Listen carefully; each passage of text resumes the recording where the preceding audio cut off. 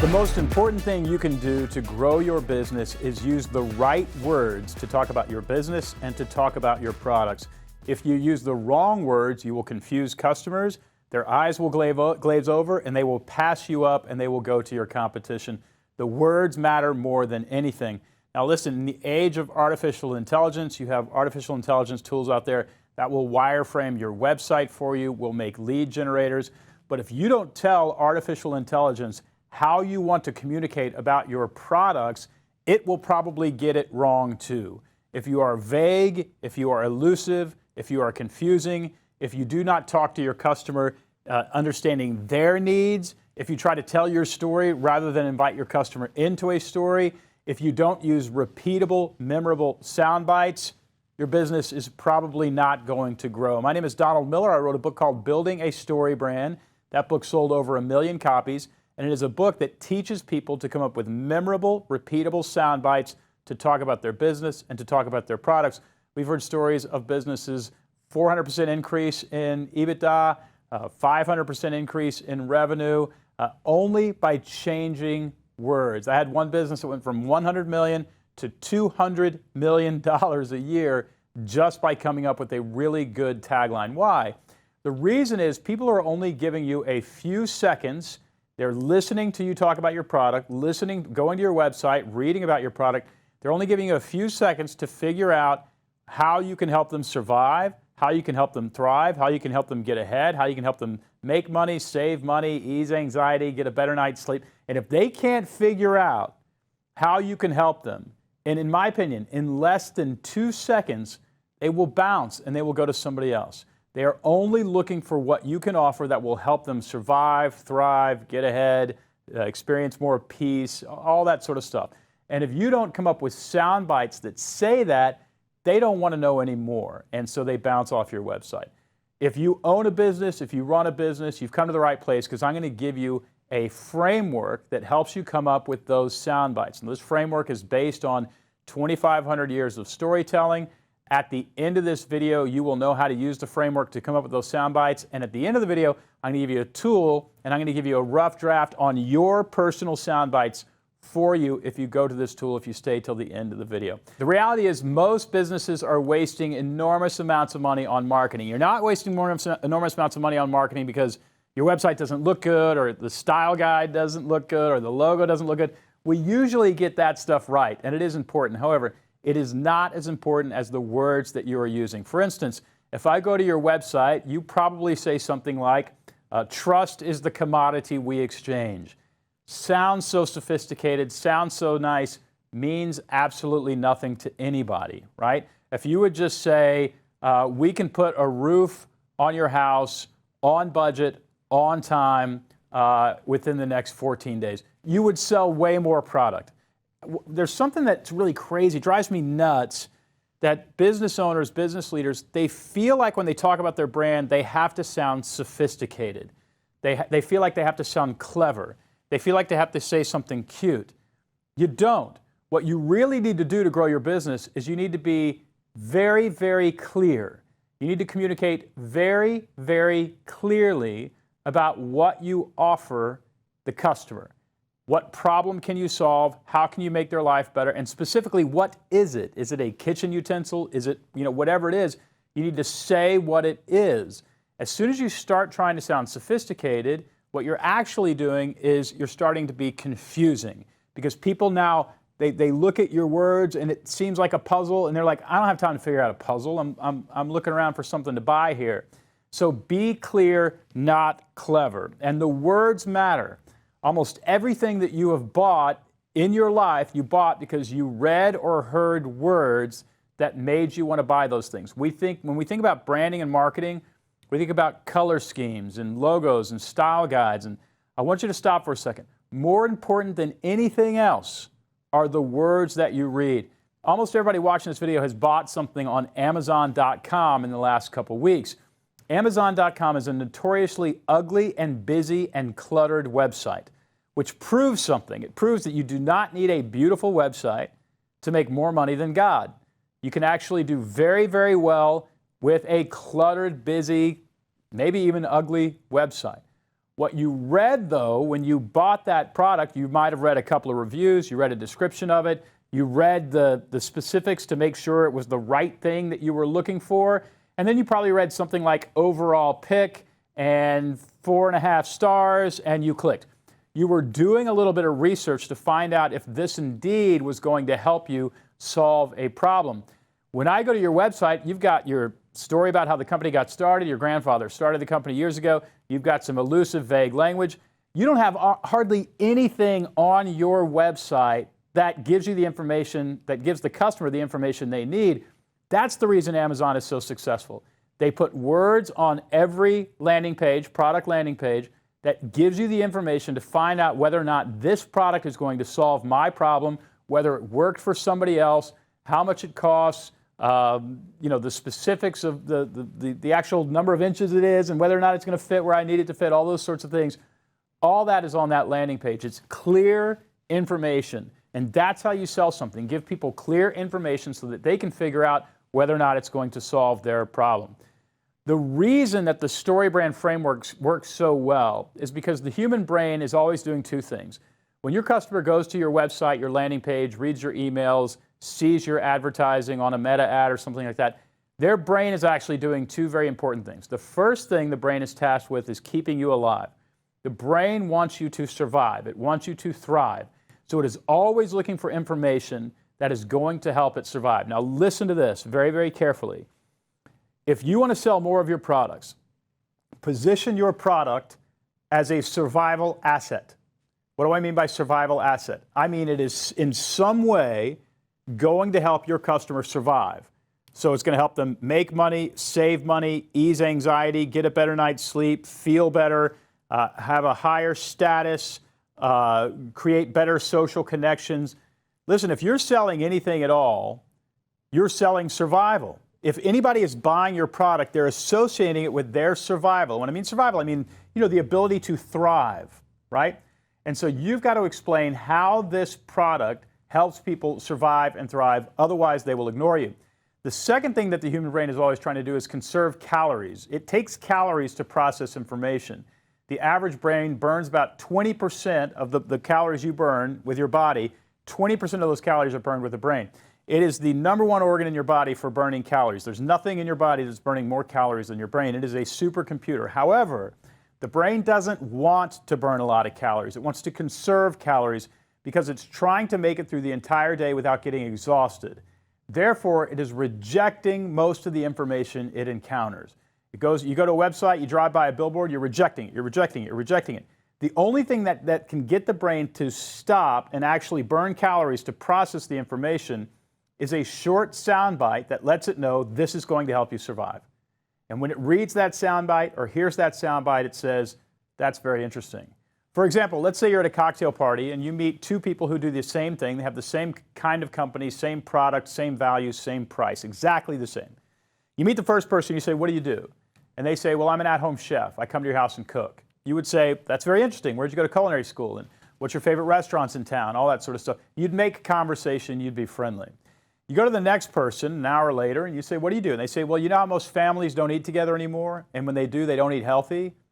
I'm an at-home chef. I come to your house and cook so that your family can actually connect with each other, right, over a meal and not have to think about cooking or cleaning up afterwards.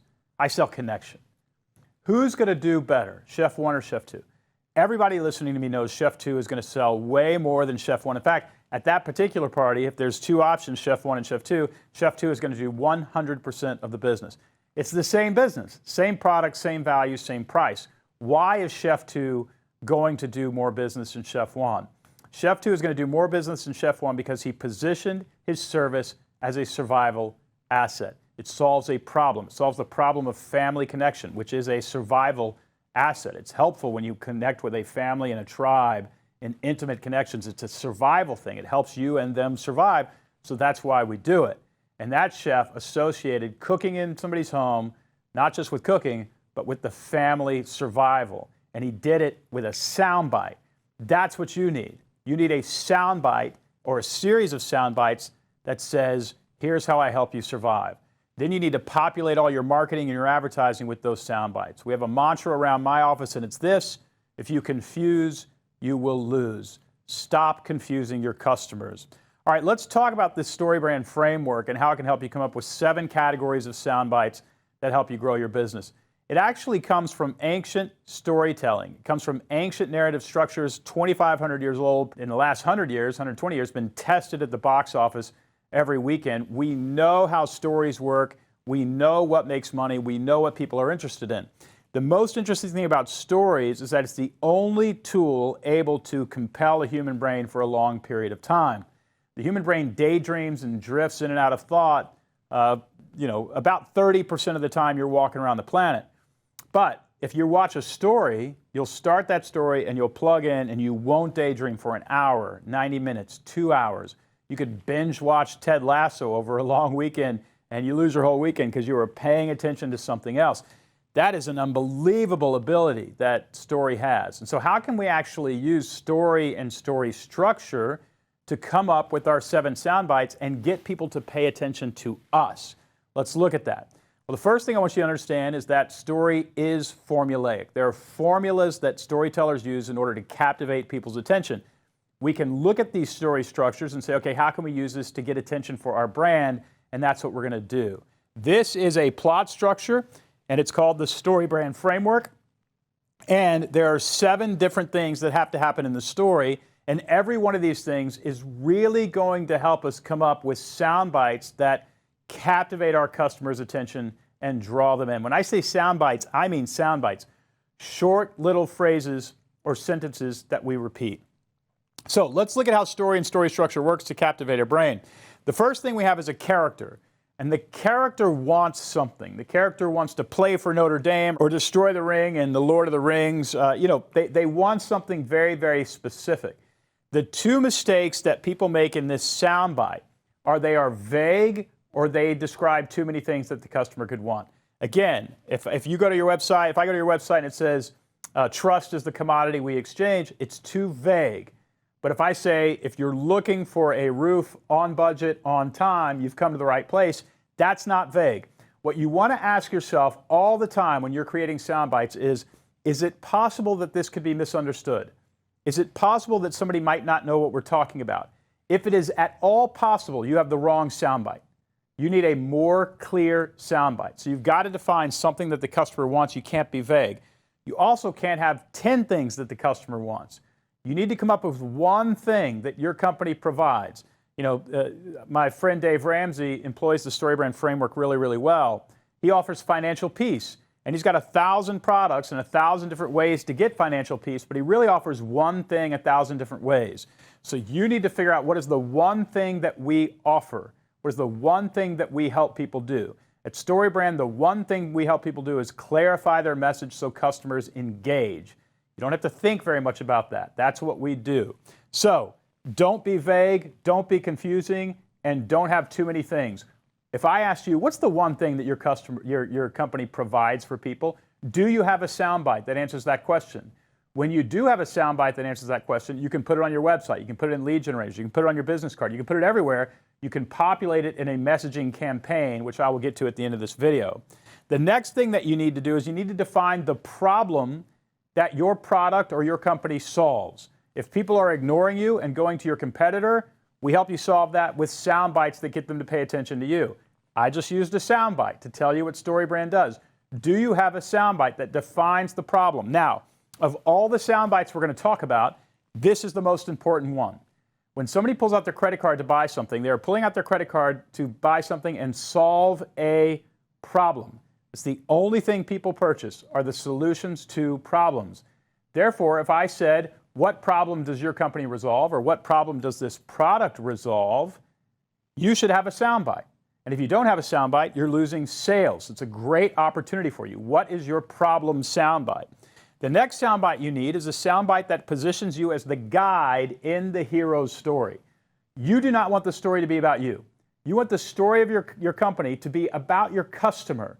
For instance, if I said, what's the origin story of your company? Where did it come from? You would say something like, well, people have been struggling with this problem for a long time, and we are heartbroken over that problem. We don't think they should struggle with it. Therefore, we created this product in order to solve that problem for people, and we sell it for $19.99. I just think that you told me the story of your company, but you didn't. You actually told me my story. I am somebody with a problem. You've created a product to help me solve that problem. The guide in the story is the character that helps the hero win. It is a massive mistake to position yourself as the hero in the story.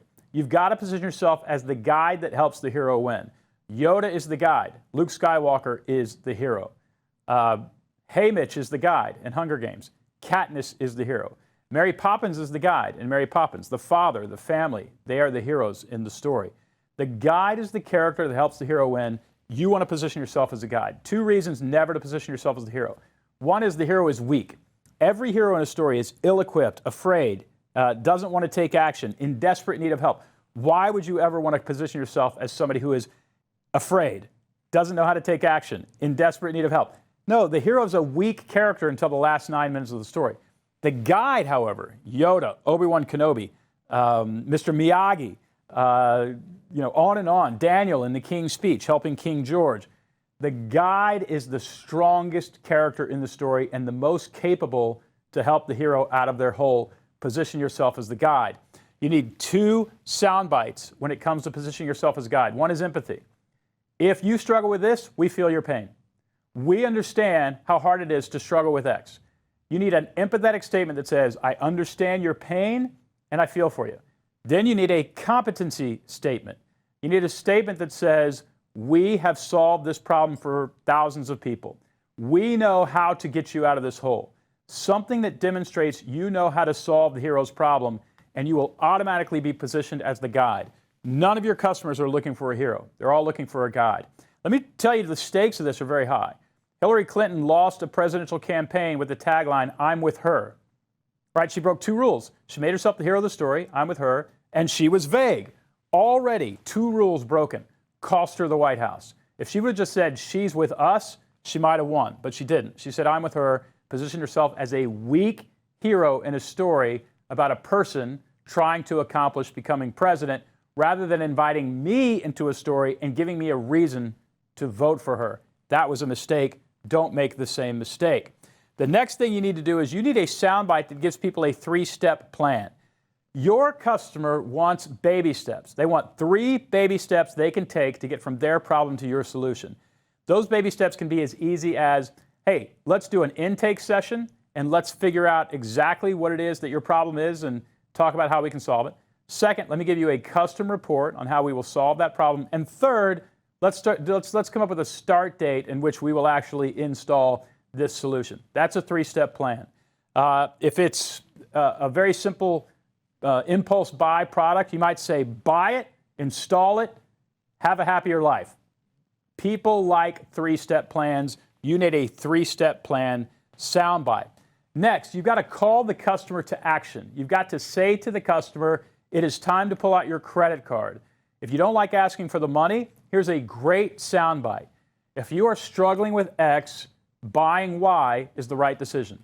If you are struggling with X, buying Y is the right decision. In fact, go on your website right now, and somewhere on the website, just say, if you are struggling with this, purchasing and then name your product is the right decision. Use those exact words, and watch your sales go up. Why? Because the cognitive dissonance when I'm trying to decide whether or not to buy something is always the same.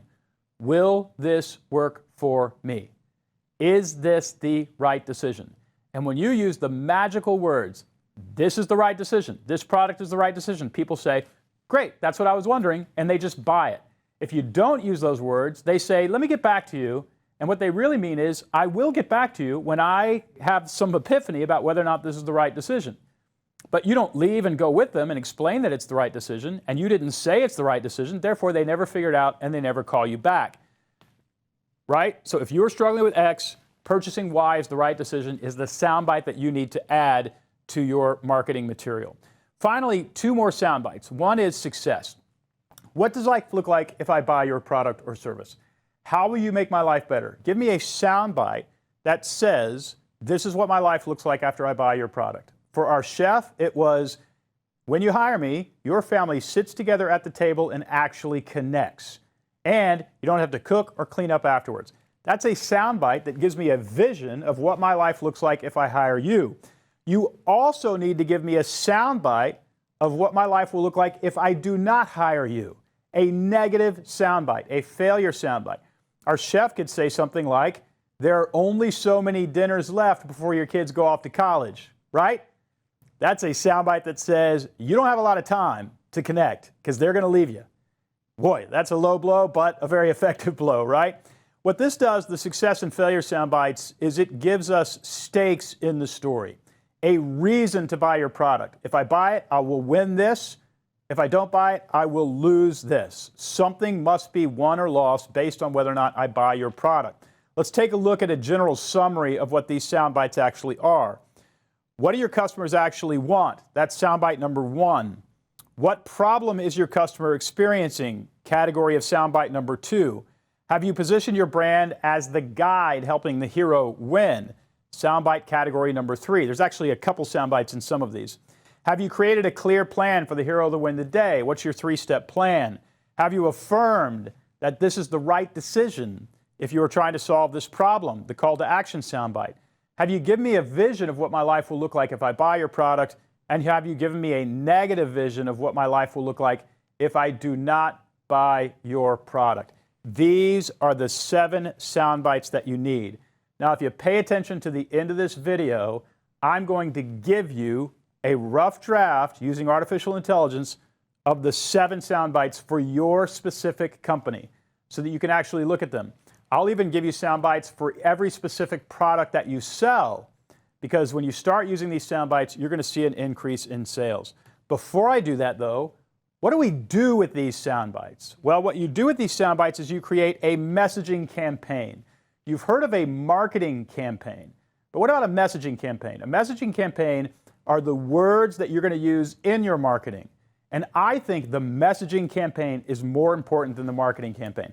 I think if you spend $1 million on a marketing campaign, and I spend $100,000 on a marketing campaign, but I use the 7 soundbites and you don't, I'm going to beat you in the marketplace. In other words, my $100,000 are going to be more effective than your $1 million because I used the right words. Now, what is a messaging campaign? A messaging campaign is a series of ideas expressed in sound bites that position your products as the solution to your customers' problems. A series of ideas expressed in sound bites that position your products as the solution to your customers' problems. Now, there are 3 levels of these sound bites, and they go from very short to very long. The first level is curiosity. You need what I call survival sound bites. These are sound bites that pique your customers' curiosity and make them want to know more. Taglines, controlling ideas, one-liners, elevator pitches. These are survival sound bites. Second, you need due diligence documents. When somebody understands that you can help them survive, they want to do a little bit of due diligence, and especially if it's a very expensive product or something that's going to be complicated for them to install, you want white papers, you want lead generators, you want PDFs, you want webinars, you want live streams, you want YouTube videos. What you're watching right now is a due diligence YouTube video about the StoryBrand framework.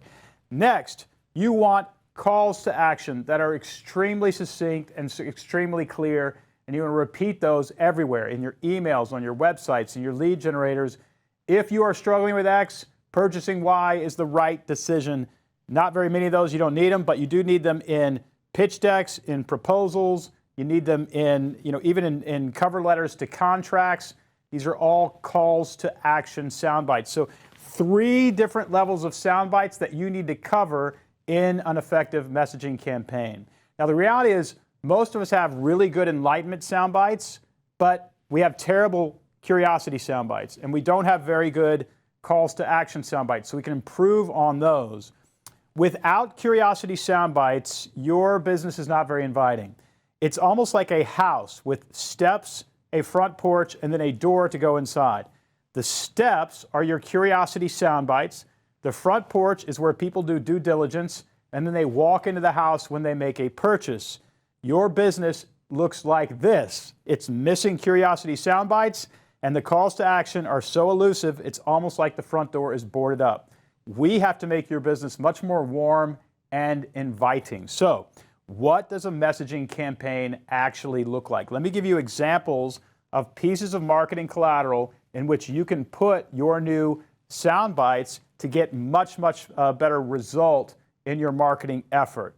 On the curiosity side, we've got things like a brand script. A brand script are those 7 categories of sound bites. It's the foundation for all your messaging. After that, what I call a controlling idea or a tagline. That is one little statement you can make that sums up your offer to the world. A one-liner is an even shorter version of an elevator pitch. The formula is, what problem do you solve, what product solves it, and what's the result? Next, you need social media posts that are well written. You need landing pages people can go to. Notice it's getting longer. From the brand script to the one-liner, landing pages are a lot more words. And then we get into lead generators, even more words. We're moving into enlightenment now. Video scripts like the one I'm presenting now. This is part of enlightenment. Advertising copy that gets people to pay attention.